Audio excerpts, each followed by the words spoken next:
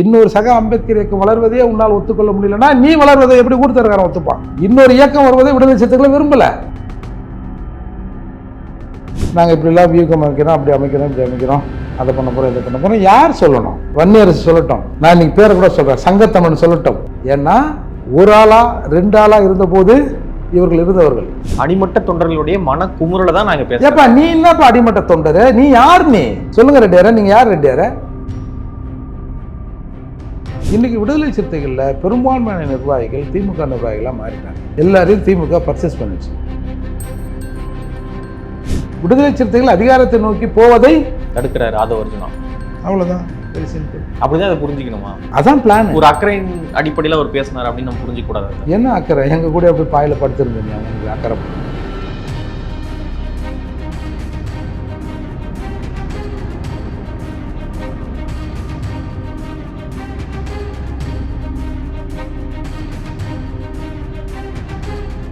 இப்ப கணவன் அப்படின்னா செவ்வாய், மனைவி அப்படின்னா சுக்கிரன். இந்த மாதிரி ஆன்மீகம் மற்றும் ஜோதிடம் சார்ந்த இன்னும் பல வீடியோக்கள் பார்க்கணுமா? மறக்காம திருவருள் டிவிக்கு சப்ஸ்கிரைப் பண்ணுங்க. திருவருள் டிவியுடைய சேனல் லிங்க் இந்த வீடியோடைய டிஸ்கிரிப்ஷன்ல இருக்கு. பேசு தமிழா பேசு நேயர்களுக்கு வணக்கம். இன்று நம்மோடு உரையாடுவதற்காக புரட்சி தமிழகம் கட்சியினுடைய தலைவர் திரு ஏர்போர்ட் மூர்த்தி அவர்கள் இணைந்திருக்காங்க. அவங்க கூட தான் நம்ம உரையாடுறோம். வணக்கம் சார். நேற்று விசிகாவுடைய துணை பொதுச் செயலாளர் திரு ஆதவ் அர்ஜுனா அவர்கள் ஒரு தனியார் தொலைக்காட்சிக்கு ஒரு பேட்டி கொடுத்துருக்காரு. அது நேற்று ரிலீஸ் ஆயிருக்கு. அதில் அவர் தெரிவித்த கருத்து மிகப்பெரிய சர்ச்சையை ஏற்படுத்தியிருக்கு. இண்டி கூட்டணிக்குள்ளேயே ஒரு சலசலப்பை ஏற்படுத்தியிருக்கு. நேற்று வந்தவங்க துணை முதலமைச்சராகலாம், எங்கள் தலைவர் முதலமைச்சராகக்கூடாதா, துணை முதலமைச்சராகக்கூடாதா, அமைச்சராகக்கூடாதா அப்படின்ற கேள்வி எழுப்பியிருக்காரு. இது அடிமட்ட தொண்டர்களுடைய மனநிலையை தான் நான் பேசுகிறேன் அப்படின்றதையும் அவர் தெரிவிச்சிருக்காரு. ஆதவ அர்ஜுனா உங்களுக்கு பிடிக்காது, அவர் பதவி வந்ததை கூட நீங்கள் எதிர்த்தீங்க. இந்த கருத்துலேயே உடன்படுறீங்களா? ஏங்க பிடிக்காதுன்னா என்னங்க அர்த்தம்? இல்லை, அவர் பதவி கொடுத்த போது நீங்கள் எதிர்த்தீங்க இல்லையா, அதனால சொல்கிறேன். இல்லை பிடிக்காதுன்னா பர்சனலாக இல்லை, அவர் என்ன மாதிரி சேப்பாக இருக்கான்னு பிடிக்காதா? இல்லை இல்லைல்ல. முதல்ல இதுக்கெல்லாம் பேஸாக ஒன்று கேட்போம். இப்போ இருக்கிற திமுக அரசு, தமிழக அரசு வேறு வேறையாக ஒன்று? ரெண்டு ஒன்று தான். ரெண்டு ஒன்று தானே? அதில் கரெக்டாக இருக்கீங்களா? சரி. ஏன்னா திமுக அரசோட பாலிசி மது ஒழிப்பு பாலிசி. ஆனால் தமிழ்நாடு அரசோட பாலிசி அந்த சூழ்நிலை மது விற்கிற பாலிசி அப்படின்லாம் போட்டுறாங்கல்ல. ஆதவர்ஜன் வர முதல்ல நான் அந்த இன்டர்வியூவை பார்த்தேன். அதுக்கு முன்னாடி நீங்கள் கேட்டீங்க இந்திய கூட்டணிக்குள்ளே குழப்பமா? நேத்தான இன்டர்வியூ வந்தது. ராகுல், ஆமாம், ராகுல் காந்தி பார்த்துட்டாரா? அப்படி கிடையாது. திமுகவுடைய ஐடி விங் சிலர் அதை எதிர்த்து எழுதுறாங்க சமூக வலைதளங்களில். விசிகாவினரும் நீங்கள் என்ன எங்களை சொல்கிறீங்க, அது உண்மைதானே, எங்கள் தலைவருக்கு அந்த தகுதி இல்லையா அப்படின்னு கேட்குறாங்க. ஒரு சலசலப்பு ஏற்படுது இல்லையா? இல்லை, அது நமக்குள்ளே நம்ம 1000 பேசிக்கலாம். டெல்லி வரைக்கும் மம்தா வரைக்கும் போயிடுச்சான்னு கேட்குறேன். இல்லை, திரும்ப அவர்களுக்கு அந்த பவர் இருக்குன்றாங்க விசிகாவினர். என்ன பவர் தான்? இந்தியா கூட்டணியிலே ஒரு ஆளுமை மிக்க தலித் லீடர்னா அது திரும்ப அவர்கள் தான். என்னை பார்த்து ஜோ பைடன் கூட பயப்பட்டாருன்னு நான் சொல்லுவேன். என்ன நீங்கள் சொல்ல முடியுமா? ஏன் சொல்கிறீங்கன்னு நான் கேட்குறது. இந்தியா கூட்டணிக்குள்ளே இப்போ சலசலப்பு. இப்போ காங்கிரஸ் தரப்புலேருந்து ஏதாவது திரும்ப இந்தியா கூட்டணியில் ஒரு குழப்பத்தை உண்டு பண்ணுற மாதிரி உங்கள் ஆட்கள் பேசுகிறாங்க அப்படின்னு ஏதாவது அறிக்கை வந்ததா எனக்கு தெரியாமல் கேட்குறேன். தமிழ்நாட்டுக்குள்ளே சலசலப்பு ஏற்பட்டுருக்கு அப்படி சொல்லுங்கள் சார். தமிழ்நாட்டுக்குள்ளே நீங்கள் இப்போ நீங்கள் உலக அளவில் பிரச்சனை ஆகிப்போச்சு. உலக அளவில் இருக்கிற எல்லாரும் சேர்ந்து ஒரு பட்டியல் சமூகத்துக்காரனை ஏன் நீங்கள் முதலமைச்சராக்கலை, துணை முதலமைச்சராக்கலை அப்படின்னு பல நாடுகளில் ஆர்ப்பாட்டம் நடக்குது. அங்கங்கே எம்பசி முன்னாடியெல்லாம் பிரச்சனை பண்ணுறாங்கன்ற மாதிரிலாம் நீங்கள் ஓவர் பில்டப் கொடுக்குறீங்க. திருமாவசியம்ங்கிறது திமுக கூட்டணியில் ஒரு சலசலப்பை ஏற்படுத்தியிருக்கலாம். அதை நம்ம ஒத்துக்கலாம். அது மற்ற தமிழ்நாட்டில் இருக்கிற இந்த கூட்டணி கட்சிக்குள் ஏதாவது ஒரு சலசலப்பை ஏற்படுத்தியிருக்கா? திமுகவுக்கும் விசிகாவுக்கும் ஒரு சலசலப்பு, அவ்வளோதான். அது கூட்டணிக்குள்ள தானே சலசலப்பு. கூட்டணிக்குள்ள சலசலப்புனா 2 பேரும் தான் சார் சண்டை. இருக்கிற எல்லாரும் ஆட்சியில் இந்த பக்கம் ஒரு 4 பேர், அந்த பக்கம் ஒரு 4 பேர், அப்படி பிரிஞ்சு நின்று அண்ணன் திரும்ப சொல்கிறது கரெக்டு, திமுக செய்கிறது தப்பு, இல்லை திமுக செய்கிறது கரெக்டு, அண்ணன் கேட்குறது ஓவரு அப்படின்னு ஏதாவது வந்திருக்கா? முதல்ல இந்த பத்திரிகையாளர்கள், இந்த மெயின் ஸ்ட்ரீம் மீடியாக்கெல்லாம் ஒரு இமேஜை கொடுக்குறீங்க தெரியுமா? அந்த இமேஜாலேயே அவர் கெட்டு போகிறார். நாங்களே முக்கோரம் மோனோரம், ஒரு சீட்டுக்கு 2 சீட்டுக்கு வருங்கால முதல்வர், அவையே முதல்வராக தகுதி இல்லைன்னா முதல்வராக தகுதிக்கு என்னென்ன வேணும்? ஒரு எஸ்சியாக பிறந்துட்டா முதல்வர் ஆகிடலாமா? ஆர்எஸ் பாரதி சொன்ன மாதிரிலாம் இருக்குது. ஏதோ ஒருத்தர் 2 பேர் ஜட்ஜாகிற நாங்கள் போட்ட பிச்சை அப்படி கேட்க முடியுமா? திரும்ப அவர்களுக்கு அந்த தகுதி இல்லைன்றீங்களா நீங்கள்? சார், தகுதி என்பது எதை பொறுத்து? ஒரு சிஎம் ஆகிறதுக்கான தகுதி திருமாவை விட இன்டெலெக்சுவல் நல்லா கோபாலபுரத்து குடும்பத்துக்கு தான் இருக்கணும்ன்றீங்களா நீங்கள்? இருப்போம், பேசுவோம். திருமாவோட வந்து இன்டெலெக்சுவல் இருக்கலாம். நம்ம அப்புறம் அந்த லிஸ்ட்டில் வந்து நம்ம உதயநிதி அவங்களாம் சேர்க்க முடியாதுன்னு வச்சுங்க. சரி, அப்படியே அவங்களும் இன்டெலெக்சுவலை நம்ம சேர்த்துக்கிறோம் உங்களுக்காக. இந்த இன்டெலெக்சுவலை விட திறமை வாய்ந்த இன்னும் இன்டெலெக்சுவலாக தமிழ்நாட்டில் இருக்கிறோம். இருக்காங்களா இல்லையா? அவங்கள சிஎம் ஆக்கிடலாமா? அதை விட நல்லா இருக்குமே. மிகப்பெரிய பொருளாதார நிபுணர்லாம் அவங்கள ஆக்கிட்டோம்னா கரெக்டாக அதை அசஸ் பண்ணி, ஏங்க நான் கொஞ்சம் படுத்துருக்கோம், தமிழ்நாடு கொஞ்சம் மேலே வரணுங்க அப்படின்னா ஈஸியாக செஞ்சுருவாங்களே. ஏன் செய்ய முடியாது? ஏன் அவங்கள ஆக்க முடியாது? அதிகாரத்துக்கு வருவதற்கு கொஞ்சம் வேறு பிற தகுதிகளும் வேணும். நாம் ஒரு 30-40 சீட்டு வச்சுருந்து நம்ம அதிகாரத்தில் பங்கு கேட்டோம்னா அது ஒரு அர்த்தம் இருக்குது. இப்போ நான் ஒரு 44 ரிசர்வ் தொகுதியில் நின்று, ஏய் மூர்த்தி அண்ணன், பூவை மூர்த்தி அண்ணன் சொன்னார், இந்த ரிசர்வ் தொகுதியில் வேறு எந்த கட்சிக்காரனும் ஆளுங்களை போடக்கூடாது, அதை நான் பார்த்துக்கிறேன், நம்ம நிற்போம். நின்று 44 அங்கங்கே யாராருக்கு என்னென்ன வாய்ப்பு இருக்கோ அங்கே நிற்போம். இந்த சமூகத்து தலைவர் எல்லாரையும் அந்த தொகுதிகளுக்கு ஆதரவு பண்ண சொல்லுவோம். அப்போது ஒட்டுமொத்தமாக நம்ம சமூகத்தில் ஒரு சிந்தனை வரும். ஏன்னா தனித்தனியாக இருக்கிறீங்கன்னு எல்லாரும் சொல்கிறாங்க, இப்போ எல்லாரும் சேர்ந்து நிற்கிறாங்க அப்படின்னும் போது நம்ம சமூகத்துக்குள்ளேயும் ஒரு உணர்வு வரும். நம்மளுக்கு ஒரு தடவை போட்டு பார்ப்போம், நிறைய தடவை போட்டு பார்த்து ஒன்று வேஸ்ட் ஆகி போச்சு அப்படின்ற வரும். கொஞ்சம் நடுநிலையாளர்னு இருக்கிறவங்களும் எப்பா சரி அவங்க நிற்கிறாங்க, இதில் கொஞ்சம் நல்லவங்களாக தான் இருப்பாங்க, அவங்களுக்கும் போட்டு விடுவோம் அப்படின்ற மாதிரி வந்து அதில் நம்ம கொஞ்சம் பேர் ஜெயிச்சு வந்து ஒரு 40 பேர் ஜெயிச்சிட்டோன்னு வச்சிங்களேன். அப்போ நீ கேட்கலாம், நீ கேட்க தேவை, நீங்கள் வந்து வேலைச்சேரில் இருந்தீங்கன்னா உங்களை தேடி வந்து கேட்பாங்க, ஏங்க யாருக்குங்க ஆதரவு தரீங்க, அவங்களாம் இவங்களாங்க, நாங்கள் அதை பண்ணுறோங்க இதை பண்ணுறோங்க உங்கள் சமூகத்துக்கு இல்லை உங்களுக்கு ஏதாவது ஒரு டிமாண்டிங் வரும். அதை விட்டுட்டு நாங்கள் ஆகக்கூடாதா நீங்கள் ஆகக்கூடாதுன்னா எப்படி ஆவீங்க? அதற்கான என்ன? இன்னொரு சக அம்பேத்கர் இயக்கம் வளர்வதே உன்னால் ஒத்துக்கொள்ள முடியலன்னா நீ வளர்வதை எப்படி கூட்டத்தரக்காரன் ஒத்துப்பான்? இன்னொரு இயக்கம் வருவதை விடுதலை சிறுத்தைகளை விரும்பலை. அப்படி இருக்கும்போது பட்டியல் சமூகத்திலேருந்து ஒரு இயக்கம் வரணும்னு திமுக எப்படி நினைக்கும்? எப்படி விடும்? அதான் தான் கொடியை பிடிங்க போடுறாங்க, அதை பண்ணுறாங்க இதை பண்ணுறாங்க, நீ புலம்புற. இப்போது அர்ஜுன் யாதவ் விஷயத்தில் அவர் ரெட்டியாரா இல்லையா? சரி, நான் பறையறா இல்லையா? நான் பறையறனும் போது அவர் ரெட்டியார் தானே. யாரை நம்ம வந்து ரெட்டியார்னா அவ்வளோ கீழ் சாதியா? நல்லா உயர்ந்தவங்க தானே சார். அந்த ரெட்டியார் இந்த ரெட்டியார், நீங்கள் ரெட்டியார்னு சொன்னால் போதும், இன்னும் ரெட்டியாரோட புள்ளன்னு சொன்னால் போதும், கவர்மெண்ட் வேலையே கொடுத்துருன்ற அளவுக்கு உயர்ந்த சாதி தானே ரெட்டியார் அவங்க பார்வையில். அதை நான் தப்பாக சொல்லிட்டேன். ரெட்டியார்னு சொன்னது தப்பாப்பா. அதுக்கு வந்து அவரும் பேசுகிறார், நீங்களும் கேட்குறீங்க. சார் அர்ஜுன் அதை இன்றைக்கி பேசியிருக்காரு. நீங்கள் அந்த பேட்டியில் உங்களுக்கெல்லாம் நீங்கள் என்னென்னோப்பா சரியாக மிரட்டாரியா திமுகவை அப்படி இப்படிலாம் பேசுகிறீங்க. அதில் பேசும்போது அவர் சொல்கிறாரு, நான் வந்து திருமாவளவன் அவர்களை கன்சிராம் அவர்களாக பார்க்குறேன். அந்த வார்த்தை கேட்டிங்களா? அவர் கன்சிராம் போல வளர்கிறார். கன்சிராம் ஐயாவால் அதிகாரத்துக்கு போக முடியல. கன்சிராம் ஐயாவால் முதலமைச்சர் பதவிக்கு அவர் போகலை. ஆனால் அடுத்த தலைமுறை வந்தாங்க. அவர் போகலை. அவர் இருக்கும்போதே இன்னொருத்தரை வந்தார். இந்த பங்கு, இந்த உழைப்பு, இந்த அரசியல் சாணக்கியத்தனம், இந்த எல்லாம் சேர்த்து நான் தான், அதெல்லாம் நான் வந்து ஆட்சிக்கு போய் உட்காந்துறேன் சிஎம்மான்னு அவர் நினைக்கல. மாயாவதின்றவங்க அடுத்து இருக்கவங்க தான் வந்தாங்க. அப்போ என்ன சொல்ல வர்றாரு? பாதவர்ஜுனா தான் துணை முதலமைச்சர் ஆகணும்னு கேட்குறாருன்றீங்க நீங்கள். ஏன் அதுக்கு அப்படி ஒரு அர்த்தம் இல்லையா? கன்சிராம்ட்ட பிறகு அவர் வரலைங்க, இல்லை அவர் விரும்பலை, அவர் வரலை, அவர் இன்னொருத்தரை உருவாக்குனார், நம்ம என்ன வேணாலும் பேசிக்கலாம். நெட் ரிசல்ட் கன்சிராம் சிஎம் இல்லை, மாயாவதி அவர்கள் சிஎம். அப்போது இவர் கன்சிராம்னா நெட் ரிசல்ட் வன்னியரசு அவர்களோ அல்லது ரவிக்குமார் அவர்களோ மாயாவதி. ஒன்றுமே இல்லாத வன்னியரசை 2026 வரைக்கும் டிபேட்டில் கலந்துக்கூடாதுன்னு சொல்லிட்டாங்க போல இருக்குது. இல்லை, அவரே தான் முடிவு எடுத்திருக்காராம். வேறு அவரே எப்படி முடிவு எடுக்க முடியும்? இந்த வாயில் எதனா கேன்சரா? இல்லை, விசிக ஒரு ஜனநாயக இயக்கம் தான். ஆமாம், ஜனநாயக இயக்கம்னா பல இடங்கள் நம்ம கருத்தை சொல்ல தானே வேணும். சொன்னால் தானே நம்ம ஒரு ஜனநாயகவாதி. ஏன் அப்படி எடுத்திருக்காங்க போல? 26 வரைக்கும் நான் பங்கு பெற மாட்டேன்னு எக்ஸ்தலத்தில் பதிவு. ஏற்கனவே ஒரு அக்கா சொன்னாங்கல்ல, விசிகாவில் சனாதனம் இருக்கிறது. அப்போ விசிகாவில் கருத்துரிமைக்கு மறுப்பு இருக்குன்னு சொல்லலாமா? என்ன வன்னியரசு என்ன எதிராக பேசிட்டு போறாரு? இல்லை, அவர் பங்கேற்க கூடாதுன்னு யாரோ சொல்லியிருக்காங்கன்றீங்களா நீங்கள்? வேற என்ன நிர்பந்தமாக இருக்கும்? இல்லை, ஆதவர்ஜுனா பங்கேற்கும் பொழுது வன்னியரசு அவர்களுக்கு மூத்த நிர்வாகி விசிகாவில் அவர் பங்கேற்பதில் என்ன அதுதானே பிரச்சனையே. இப்போ இந்த வார்த்தை, இப்போ இந்த 1 மணி நேரம் பேட்டியை நாங்கள் இப்படிலாம் வியூகம் அமைக்கிறோம், அப்படி அமைக்கிறோம், இப்படி அமைக்கிறோம், அதை பண்ண போகிறோம், இதை பண்ண போகிறோம், யார் சொல்லணும்? வன்னியரசு சொல்லட்டும். நான் இன்னைக்கு பேரை கூட சொல்கிறேன், சங்கத்தமிழ் சொல்லட்டும். ஏன்னா 1 ஆளா 2 ஆளா இருந்தபோது இவர்கள் இருந்தவர்கள், கும்பலை சேர்த்தவர்கள். கும்பல் வந்த பிறகு தலைமையேற்க வந்தவன் அல்ல, ஆதவ மாதிரி ரெட்டியார் மாதிரி வந்தவங்க இல்லை அவங்க. சார் இது வந்து திட்டமிட்டு ஆதவ ரெட்டி திமுக இவரை இங்கே வேலை செய்ய வச்சுருக்கு.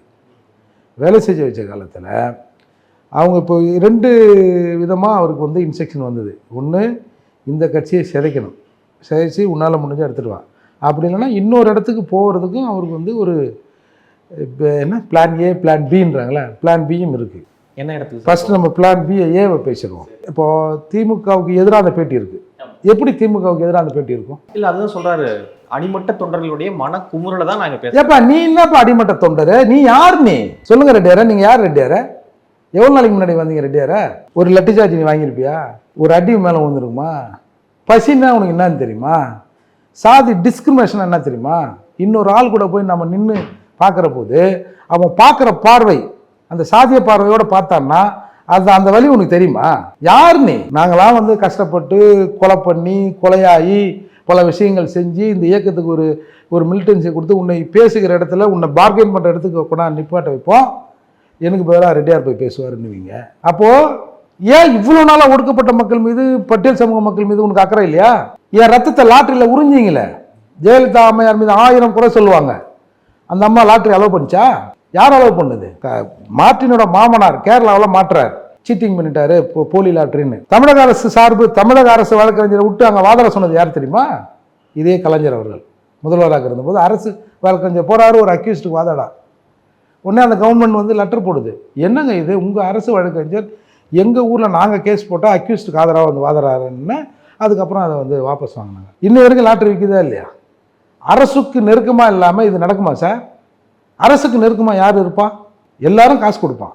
இப்போ இந்த லாட்டரியை இன்னொருத்தரை விட்டு கூட நடத்த சொல்லலாம்ல. ஏன் பண்ண அந்த அந்த தொழில் ஐயோ இது ரொம்ப பாவங்க, லாட்டரி விற்றா குஷ்டம் வந்துடுங்க அப்படின்னு யாராவது வானான்றாங்களா? இல்லை. அப்போது இவர் ஒரு ப்ராஜெக்ட்டுக்கு முதல்ல அனுப்புகிறாங்க. இவரால் நிறைய செலவுகள் பண்ணலாம் பார்க்குறாரு. இப்போ தானே இப்போ நம்ம 50 கோடி ரூபா செலவு பண்ணான்னு சொல்கிறோம். ஒன்று இப்போ சொல்கிறாங்க நாங்கள் PR code CR code OR கோடெலாம் நாங்கள் அமிச்சோம், அது வழியாக காசு அமிச்சாங்க, நான் பண்ணலை. சரி பண்ணலை, சரி விட்டுரு. அப்போது போன நிர்வாகிகள் கூட்டத்தில் இதை வாதம் வச்சு என்ன பேசினார்? ஒரு நிர்வாகியும், அதாவது மாவட்ட செயலர் ஓட முடியாது, ஒழிய முடியாது. உங்கள் எல்லாரோட செல்ஃபோனையும் நான் உட்காந்த இடத்துல நின்று ட்ரேஸ் பண்ணுவேன். நீங்கள் இந்த வார்த்தை, நீங்கள் ஒயின் ஷாப்புக்குள்ளே இருந்தாலும் என்னால் கண்டுபிடித்து விட முடியும், அந்த அளவுக்கு நெட்வொர்க்குன்னு சொன்னார்னு இப்படிலாம் பேசியிருக்காங்க அந்த கூட்டத்தில். சொன்னார்னு எல்லாரும் பேசினாங்க. இப்போ கரெக்டாக வீசி கடன் தகவல் வந்துருது எவ்வளோ சார்? சார் எல்லாம் என் அண்ணன் தம்பி தானே சார். இன்றைக்கி எங்களுக்குள்ளே பிரச்சனை இருக்கும், எங்கள் அண்ணனுக்கு ஒன்றா நான் விட்டுருவேண்ணா? இப்போ எங்கள் அண்ணன் ஒருத்தன் கொஞ்சம் சார் நீங்கள் நான் 1000 தடவை திருமாவளவன் அவர்களை விமர்சனம் பண்ணேன் சார். நான் என்னோட விமர்சனம் அரசியலான விமர்சனம். நாம் ஒழுங்காக இருந்திருந்தால், விடுதலை சிறுத்தைகள் ஒரு இயக்கம் இருந்திருந்தால் தமிழ்நாட்டில் எந்த இயக்கமும் அடுத்து வந்திருக்காது அப்படிங்கிற நான் உறுதியாக இருக்கிறேன். அண்ணன் வந்து சில விஷயங்களில் அவரை கொண்டு போய் சிக்க வச்சிடறானோ, அவர் மாட்டின பிறகு அவரால் ஒன்றும் பண்ண முடியலன்ற ஆதங்கம் தானே தவிர, இன்னொரு இயக்கத்தை வளர்த்து சேரி முழுக்க கொடியேற்றி வர்றதுக்கு இன்னும் எவ்வளோ நாள் ஆகும்? இருக்கிறத நம்ம பயன்படுத்திக்கணும்னா, நம்மளே விட்டோம்னா அடுத்த தலைமுறை எப்படி இருக்குமோ தெரில. இப்போ நமக்கு சில விஷயங்கள் தெரிய வருது சார். இதிலே நம்ம ரியாக்ட் பண்ணலன்னு வச்சுங்க, நமக்கு அடுத்து வரும் நம்மளை விட மோசமாயிட்டானா என்ன பண்ணுறது? சமூக அக்கறையே இல்லாமல் இருக்கிறான். இப்போ இந்த ஜென்ரேஷன் இருக்கிற அக்கறைக்கும் இப்போ இப்படியே சொல்லுவோம். இப்போ என் வழியாக என் குடும்பம் சுற்றத்தராமல் வந்தவன் எனக்கு அடுத்ததுலாம் என் அளவுக்கு இருந்துருமா? என்ன சொல்லேன்ப்பா, நமக்கு தான் நல்ல வசதி இருக்குது, நம்ம எதுக்கு போய் இங்கே போய் வெயில் நின்றுலாம் கத்தின்னு இருக்கணும் அப்படின்னு ஒரு முடிவுக்கு அடுத்த தலைமுறை வருதுன்னு வச்சு கொஞ்சம் லக்ஸரியாக இருக்கிறவன். நான் கவர்மெண்ட் ஸ்கூலில் படித்தேன், நான் சாதி டிஸ்கிரிமினேஷன் அனுபவிச்சிருக்கேன்.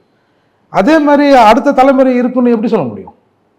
அப்போ இருக்கும்போது இதுக்கு ஏதாவது ஒரு தீர்வு கண்டுன்றது தான் நம்ம அவரை விமர்சனம் பண்ணுறோம். அப்போது அர்ஜுன் யாதவ் இவங்க திமுகவுக்குள்ளே விட்டு ஒரு லாபியை கிரியேட் பண்ண சொல்கிறாங்க. அந்த லாபி அங்கே நடக்கலை. சார் நீங்கள் எங்கள் ஆள் எவ்வளோ ஒன்றாலும் இருப்பான் சார், நீங்கள் இப்படி ஓப்பனாக இப்படி சொன்னால் வாங்கி கொடுத்தா கூட குடிச்சு தலைவராக இருப்பான். நீ அட்வைஸ் பண்ணுறேன்னு வச்சுக்க, இவர் பெரிய சாதி மாரி நினைப்பு இவர் நமக்கு சொல்கிறாரு அப்படின்வான். இவர் 50 கோடி ரூபாய் செலவு பண்ண ஆதவ் அர்ஜுனால், இல்லை செலவு பண்ணதாக சொல்லப்பட்ட நபரால், இல்லை மாநாடை முழுக்க நடத்தியதாக சொல்லப்பட்ட நபரால் ஒரு 50 பேர் உள்ள சேர்ந்து எடுத்துட முடியுமா? பொறுப்பாளர், அதாவது மேல்மட்ட பொறுப்பாளர் எடுக்கலாம், உனக்கு அதை செய்கிறேன் இது செய்கிறேன்னு எடுக்கலாம். கீழே வரைக்கும் நீ வரங்க முடியாது. இவர் என்னைக்கு வந்துட்டாரு நம்மளை கேட்குறாரு அப்படின்னு ஈஸியாக கேட்டுருவாங்க. அப்போது இந்த சூழ்நிலை இப்படி இருக்கும்போது, இன்றைக்கு இருக்கிற அரசியல் சூழ்நிலை திமுக இந்த பட்டியல் சமூக மக்களுக்கு எதிராகவே இருக்குது. ஒன்றுமே இங்கே நடக்க மாட்டேங்குது.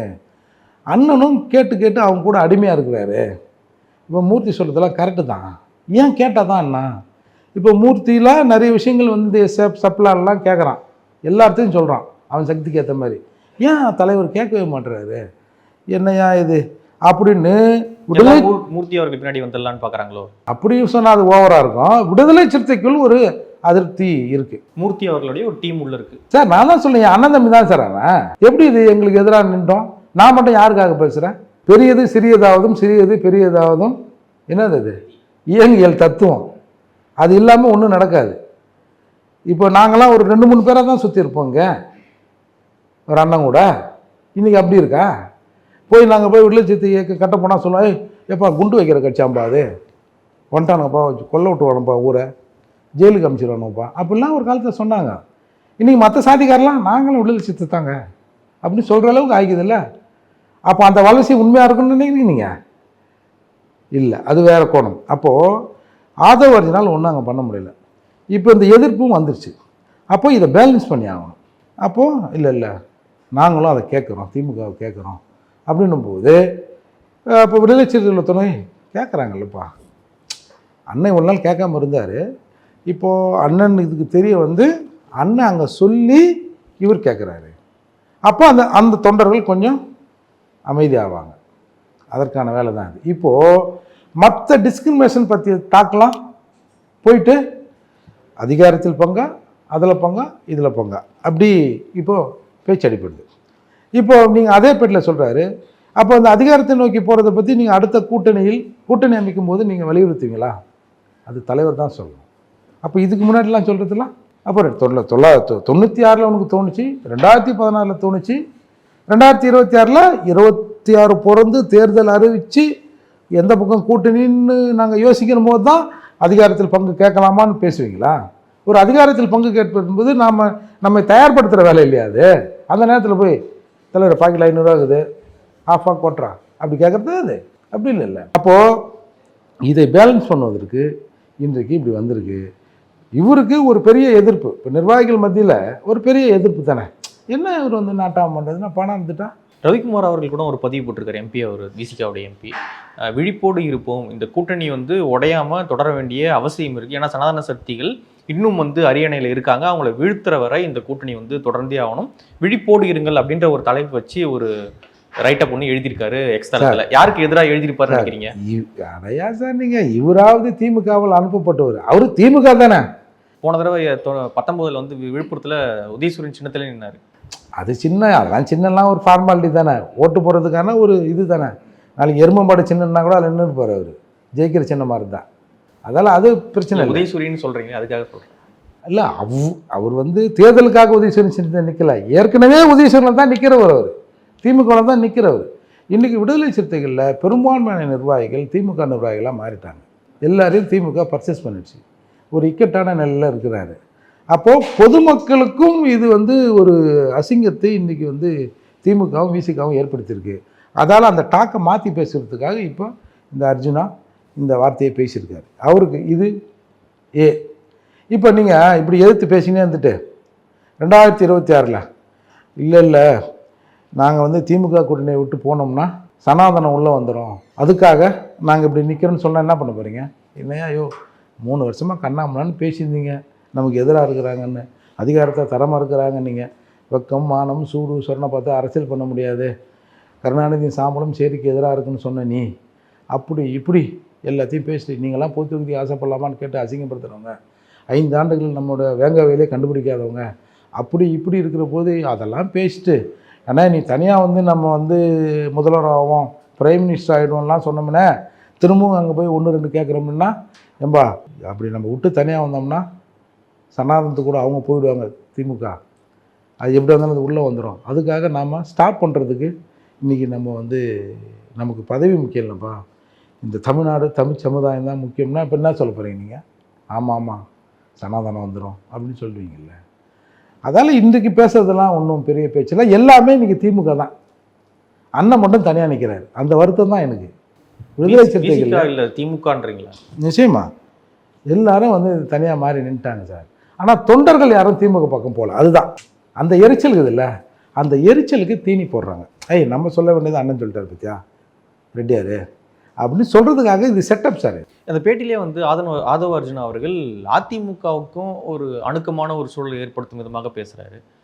இன்னும் அவங்க வந்து ஸ்ட்ராங்காக தான் இருக்காங்க அப்படின்லாம் பேசுகிறாரு. இது எதுக்காக? இப்போ திமுகவுக்கு எதிராக இருக்கிறோம்னா நம்ம யார் பக்கம் நிற்கணும்? நிற்கிறதா காட்டணும். விஜய் கூட கூட நிற்கிறதா காட்டலாம்ல. இப்போ அந்த சூழ்நிலை இல்லை. அது லெஃப்ட் குத்து, இது ரைட்டு குத்து. இப்போ நம்ம ரைட் குத்தை பற்றி தான் பேசுகிறோம். அப்போது அதிமுக கூட இருக்கிறதுனால அவங்கள ப்ரைஸ் பண்ணி பேசுனா உண்மையிலே இந்த கடுப்பில் தான் வந்து திமுகவுக்கு எதிராக இவங்கெல்லாம் பேசுகிறாங்க. நல்ல விஷயந்தான். நம்ம நினச்சது அண்ணன் பேசுகிறாங்க, தலைமையிலேருந்து பேசுகிறாங்கன்னு நம்ம தொண்டர்களை திருப்திப்படுத்தணும். இன்னொரு இவருக்கு உண்டான மறைமுகமான பிளான் வந்து சிறுத்தைக்குள்ளே கைப்பற்றினா அதான் முடியல. இப்போ இவருக்கு ஒரு இன்ஸ்ட்ரக்ஷன் ஒரு தரப்புலேருந்து கொடுக்கப்பட்டிருக்கு. நீ வந்து விஜய் கிட்ட போ, நீ எங்கே நின்னாலும் இங்கே போய் தொகுதி வாங்கி உனக்கு கொடுத்து இப்போயே காய்ச்சி மூச்சு நிற்கிறாங்க கொஞ்சம் பேர். அந்த மாதிரி சீட்டு கொடுக்குற சமயத்தில் அது வந்து பெரிய ஒரு பிரச்சனையாக மாறிடும். நீ வந்து இப்போ ஏற்கனவே வந்து இந்த சினிமா ரிலீஸ் எல்லாம் விஜய்க்கும் உதய்க்கும் ஒரு பிரச்சனை இருக்கிறதெல்லாம் சொல்கிறாங்க, அப்படி இப்படின்னு இருக்குல்ல. அப்போது நீ இதுக்கு எதிராக பேசு, உலகத்து இருக்கும்போதே பேசினேரு. அங்கே அந்த வாய்ப்பு கிடைக்கிற போது அங்கே போனீங்கன்னா அவங்களும் உங்களை நம்புவாங்க. அதுக்குள்ளேயே நீ ஒரு முக்கிய இடத்துக்கு போகலாம். இந்த பார்த்தா அங்கே செலவு பண்ணினா அது டாப்பில் போயிடலாம். ஏன்னா அவர் வேற ஆள். பொதுவானவர்கள் பல பேர் ஒன்று ஏற்றுப்பாங்கல்ல. இங்கே தலைவர் எஸ்சி தான், பறையர் தான். ஆனால் அவர் பறையர்னு சொல்ல மாட்டார். நீ பறையர்னு சொன்னால் வந்தால் செருப்பால் அடி அதெல்லாம் சொல்லுவார். ஆனால் உள்ளே இருக்கிற எல்லாரும் ஏன் அண்ணன் தம்பி பறையர்கள் தானே, நாங்கள் எப்படி அதை ஒத்துப்போம்? பொதுவான ஆளா எங்களுக்கு ஒரு இது இருக்கலாம், ஏப்பா இவர் பெரிய இவர் அப்படின்னு பொதுவாகவே எல்லாருக்குமே இருக்கும். ஏன்னா காலங்காலமாக நாங்கள் அதைத்தானே அனுபவித்து வந்திருக்கோம். அவர் அப்பேற்பட்ட ஆளாக இல்லைன்னா ஒரு எதனா ஒன்று சொன்னாங்கன்னா ஆமாம் பத்தியா வாங்க உட்காருங்க அப்படின்னு சொல்லலாம் கூட. பத்தியா திமிரு பத்தியா நம்ம வரோம், அவர் உட்காந்துன்னு அடுக்கணும்னு மூஞ்சை திரிக்கிறான்பா. அவன் வேறு ஏதாவது வேலையை கூட திரும்பியிருப்பான். எங்கள் மனநிலையிலேருந்து நாங்கள் அப்படி தான் யோசிப்போம். இன்னி வரைக்கும் அப்படி தான், அதில் மாற்றம் வரல. அப்போ நீ அதில் போனீங்கன்னா உனக்கு ஒரு செல்வாக்கு வரும். ஒன்று விஜயை நீ தனியாக இயங்க வைக்கணும், அப்படி இல்லைன்னா இந்த பக்கம் நகர்த்தி கொண்டு வரணும். 2 பிளான் இருக்குது சார். இப்போ முதல் பிளானையும் ஒர்க் அவுட்டில் இருக்குது. அதுக்குள்ளே 2வது பிளானோட சில விஷயங்களும் நடக்குதுன்னு சொல்ல வரேன். திமுக வைத்து பேசுவது முதல் பிளான். 2வது பிளானில் ஒரு பார்ட் இது. அதாவது ஆமாம் A1 A2 இல்லை AB இருக்கு இல்லையா? இப்போ ஏ வந்து செயல்படுத்தப்படுகிறது, அதில் பியின் தாக்கமும் கொஞ்சம் இருக்குது. அதான் நீங்கள் வந்து ரொம்ப சீரியஸாக பார்க்க வேண்டிய அவசியம் இல்லை. இப்போ விசிகாவுக்கு முதலமைச்சர் அந்த பதவி அப்படின்றது பொருத்தமான ஒரு பதவி தான் அப்படின்றதுல மற்ற கட்சிகளும் மாற்ற கருத்து இருக்க மாட்டுது. ஆனால் ஏன் நீங்கள் வந்து அதில் கருத்து மாற்றப்படுறீங்க? இப்போ யார் வந்து நல்லா இருக்குது நீங்கள் கேட்குறது? நான் எங்கள் அண்ணன் சொல்கிறீங்க இல்லை சார் தகுதி இருக்கு சார், இது போதுமா கேட்குறீங்க. தகுதியை நம்ம வளர்க்கணும்னு சொல்கிறேன் சார். நீங்கள் ஏன் தகுதி இல்லைன்னு சொல்கிறீங்க? அதற்கான அந்த திமுக தகுதி இருக்கா? திமுக தகுதி இருக்கா? தொடர்ச்சியா இருக்காங்க இல்லையா சார்? வச்சிருக்காங்களா சார் பெரும்பான்மை எம்எல்ஏக்களை? இப்போ அதுக்கான பார்கெனிங் பவரை ஏற்றுவதற்கு தான் இந்த மாநாடு. சார் பார்கெயின் பவர் எப்படி சார் அவங்க கிட்ட போய் கேட்க முடியும்? நம்மளை சீரழிச்சவங்களே அவங்க தான். நம்மளை தூக்கி விடணும்னா தான் நமக்கு 4-5 அமைச்சர் பதவி கொடுத்துருப்பாங்களே. கேட்காமே வந்து திரும்ப வேற எதனா கொடுத்துருப்பாங்க. இல்லை விடுதலை சித்தையில் பல இந்த ஆணையம் எல்லாம் போடுறாங்கல்ல, இப்போ 4 எஸ்சியை போட்டு விடுங்கப்பா, வரட்டும்பா, காலங்காலமாக அந்த அதிகாரம் மறுக்கப்பட்ட சமூகம்பா அப்படின்னு அவங்க கொடுத்துருப்பாங்களா? அவங்க கிட்ட போய் நீங்க எப்படி கேட்பீங்க? இன்னைக்கு முதல்வர் பதவிங்கிறது கேட்டு வாங்குறதா? எதை வச்சு கேட்டு வாங்குறது? ரெட்டியாரு, மோலியாரு, பறையரு, சக்கிலியரு, இது மாதிரி செட்டியாரு, அந்த மாதிரி ஜாதியை பேர் சொல்லி கேட்டு வாங்குறதா? எதன் அடிப்படையில் வர்றது? இல்ல பாமக ஸ்ட்ராட்டஜி தான் சார் பயன்படுத்துறாங்க. வன்னியர்கள் இருந்து ஒரு முதலமைச்சர் வந்தது இல்ல, வரணும் அப்படின்றாங்க. அது ஒரு பார்வையா தான் இருக்கே தவிர விசிகால இருந்து ஒருத்தர் ஆகக்கூடாது அப்படின்றது ஒரு பார்வை சார். அந்த பார்வையில உங்களுக்கு உடன்பாடு இருக்கா? இல்லையா சார்? உடன்பாடு இருக்கு சார். அதற்கான வழி இது இல்லை சார். அதை போய் நம்ம வந்து அங்க கேட்க வேண்டிய அவசியம் இல்லை சார். அதுக்கு வேற இருக்கு. இல்ல வெகுஜன மக்கள் ஏத்துக்கல இல்லையா இன்னும் விசிகா? வெகுஜன மக்கள் ஒரு பொது நீரோட்டத்தில் நீந்தாத பொழுது எப்படி அதை வந்து அப்ப திமுக கேட்டா கொடுத்துருன்றீங்களா? நீங்க கொடுக்க மாட்டாங்க. ஆனா வந்து அவர் அமைச்சரா கொடுப்பாங்கல்ல, அதிகாரத்தில் பங்குன்றார்ல, ஆட்சியில் பங்கு. சரி, இப்போ வந்து அமைச்சரவையில் 4 எம்எல்ஏ இருக்காங்களா? அதில் யாருக்காவது அமைச்சரில் கொடுத்தா யார் எதிர்ப்பான்? யாரும் எதிர்க்க மாட்டாங்க. அப்ப ஏன் கொடுக்க வேண்டியது தானே? அதான் சார், அதுக்கு தானே ஒரு அழுத்தம் கொடுக்கணும்ன்றோம். என்ன அழுத்தம்? இப்ப மாநாடு, இந்த பேச்சு, இது எல்லாமே ஒரு அழுத்தம் தானே அதுக்கு. இப்ப மாநாடு முடிஞ்சோடனே அமைச்சர் பதவி கொடுத்துருவாங்க இல்ல 26ல அதுக்கான அந்த டிமாண்டே சொல்ல மாட்டீங்க. இன்னைக்கு கூட சொல்லட்டும், நாங்க வந்து யார் கூட கூட்டணி வைக்கணுமோ அவங்க வந்து எங்களுக்கு வந்து ஆட்சி அதிகாரத்தில் பங்கு தரணும், அவங்க கூட தான் கூட்டணி இப்பயே சொல்லிட்டோம். அவங்க தயாரா இருக்கும் வரட்டும், தயாரா இல்லாதவன் போகட்டும். நாம் அதற்கான தயாரிப்புகளை செய்வோம். ஏன் பாமக உங்களை முதல்வராக்குன்னு சொல்லுது, அப்புறம் என்ன பிரச்சனை? அவங்க கூட எப்படி சார் சேர முடியும்? ஏன் அவங்க தான் வந்து சாதிய மத அரசியல் செய்யக்கூடிய கட்சி கூட இணைய மாட்டேன்றாங்க. ஓப்பனாவே பிஜேபி பாமக கூட இணைய மாட்டேன்றாங்க. அவங்க கூட எப்படி போய் விசிகா சேரும்? அதாவது கொள்கை வேறு கூட்டணி வேறு தானே. நீங்கள் தானே சொல்கிறீங்க. ஆட்சி அதிகாரத்துக்கு ஒரு வழி சார் இது.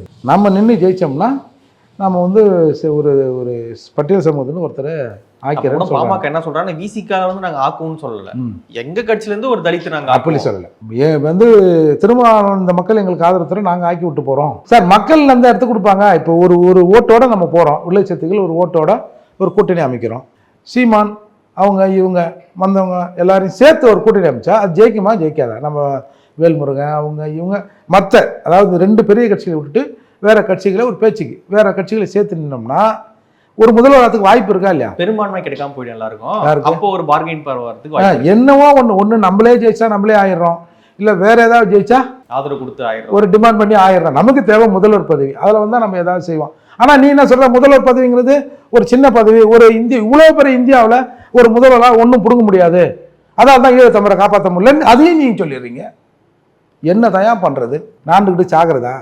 இது நடக்காதுன்னு முதல்வர் பதவி வேணும்னு கேட்குறாருல. இவ்வளவு பெரிய இந்தியாவில் இத்தனை முதல்வர் மத்தியில் நம்முடைய முதல்வர் நினைச்சிருந்தா ஒன்றும் பண்ண முடியாது, அவர் பவர்லெஸ். யார் சொன்னது? திருமாவளவன். என்ன டகால்ட்டி வேலை இதெல்லாம்? அப்படிலாம் இல்லை. ஒரே நல்ல விஓ வந்து ஒழிச்சாரா இல்லையா எம்ஜிஆர்? அதுதான் பவரு. திரும்ப எங்களை போன்ற ஒரு முதல்வராக இருக்கிறோம். நம்ம பசங்களுக்கு ஏப்பா அந்த சப்ளான்லாம் கொஞ்சம் ஒழுங்காக சரி பண்ணிங்க. ஏன்னா 120 கோடி ரூபா செலவு பண்ணிட்டு ஒதுக்கிட்டு 2 கோடி செலவு பண்ணி 117 கோடி அமிச்சிட்டாங்க. கூப்பிட்றான் அந்த அதிகாரி, அடிச்சு செருப்பு கட்டி அடிக்க மாட்டேன். நான் யார் விட்டு காசுறாரு? எதுக்குடா நீ வந்து இந்த மாதிரி பண்ண? அடிப்பேனா அடிக்க மாட்டேனா? அடிப்பேன்ல கண்டிப்பாக. அப்புறம் அதில் ஏதாவது ஒரு மாற்றம் நடக்கட்டும். அதால் சார் இவங்க எல்லாமே வந்து ஏக்கப்படுகிறார்கள். இப்போ 26 யாருக்குமே பெரும்பான்மை கிடைக்காது அப்படின்னு ஆதவ அர்ஜுன் அவர்கள் சொல்றாரு. உண்மையா சார் அது? கிடைக்கலாம். இப்போ என்ன பண்ணலாமா? அப்போ நாங்கள் வந்து ஆதரவு கொடுத்து எங்களுக்கு தேவையானதை நிறைவேற்றி கொள்வோம். அதாவது எத்தனை சீட் ஜெயிப்பீங்க நீங்கள்? யார்கிட்ட வாங்கி ஜெயிப்பீங்க? திமுக கிட்ட தான். என்ன சார் கூட்டணி ஆட்சி அப்படின்றது ஒன்று உருவாகும்ல சார். அதிமுகவும் சார் ரெண்டுமே ஒன்று புரியுதா? கூட்டணி ஆட்சி ஒன்று புரியுதா? இப்போ நம்ம 2027 சீட்டு வாங்க போகிறது திமுக கிட்ட தான். இப்போ நீ சொல்கிற நாங்கள் பெரும்பான்மையாக கொஞ்சம் பேர் ஜெயிச்சிட்டோம்னா நாங்கள் 26 அதிமுக தானே, அதிமுக இவங்க யார் எங்களுக்கு தேவைப்படுதோ நாங்கள் அங்கே போயிடுவோம் அப்படின்னா திமுக சீட்டு கொடுப்போம் சார்? கொடுப்பாங்களா? சொல்லுங்கள் சார், கொடுப்பாங்களா? குறைவாக கொடுக்க வாய்ப்பு இருக்கு. குறைவாக தான் கொடுப்பாங்க. அப்போ விடுதலை சிறுத்தைகள் அதிகாரத்தை நோக்கி போவதை தடுக்கிறாரு ஆதவ அர்ஜுனா. அவ்வளோதான். Very simple. அப்படிதான் அதை புரிஞ்சுக்கணுமா? அதான் பிளான். ஒரு அக்கறையின் அடிப்படையில் அவர் பேசினார் அப்படின்னு நம்ம புரிஞ்சிக்க கூடாது. என்ன அக்கறை? எங்கள் கூட அப்படி பாயில் படுத்திருந்தேன். உனக்கு அக்கறை போடுறதுக்கு நாங்கள் வெட்டு போடும்போது மருந்து போட்டேன், இல்லை உதவி பண்ணேன். உனக்கு ஒரு தேவை, நீ ஒரு ப்ராஜெக்டுக்காக இங்கே வந்திருக்கிற, அந்த ப்ராஜெக்ட் எப்படி நடக்குதுன்னு பார்க்கலாம். அவ்வளோதான். ரொம்ப நன்றி சார், எங்களுடைய நீங்கள் கருத்துக்களை பயின்று. உலக தமிழ் சொந்தங்களுக்கு வணக்கம். நான் ராஜவேல் நாகராஜன். பேசு தமிழா பேசு வலையொலியுடைய வளர்ச்சிக்கு நீங்களும் உறுதுணையாக இருக்கணும்னு நினச்சிங்கன்னா இந்த வீடியோடைய டிஸ்கிரிப்ஷனில் இருக்கக்கூடிய ரேசர் பே லிங்கை கிளிக் பண்ணுங்கள். அந்த லிங்க்கில் போயிட்டு உங்களுக்கு விருப்பமான தொகையை பேசு தமிழா பேசுவனுடைய வளர்ச்சிக்கு உங்களுடைய பங்களிப்பாக நீங்கள் கொடுக்கலாம். நன்றி, வணக்கம். பரணி நட்சத்திரத்தை பொறுத்தளவில் நம்ம எப்படி சொல்லலாம்னா, இவர்களுடைய கேரக்டரையே நம்மளால என்ன பண்ண முடியாதுன்னா இதுதான் சொல்ல முடியாது. இந்த மாதிரி ஆன்மீகம் மற்றும் ஜோதிடம் சார்ந்த இன்னும் பல வீடியோக்கள் பார்க்கணுமா? மறக்காம திருவருள் டிவிக்கு சப்ஸ்கிரைப் பண்ணுங்க. திருவருள் டிவியுடைய சேனல் லிங்க் இந்த வீடியோடைய டிஸ்கிரிப்ஷன்ல இருக்கு.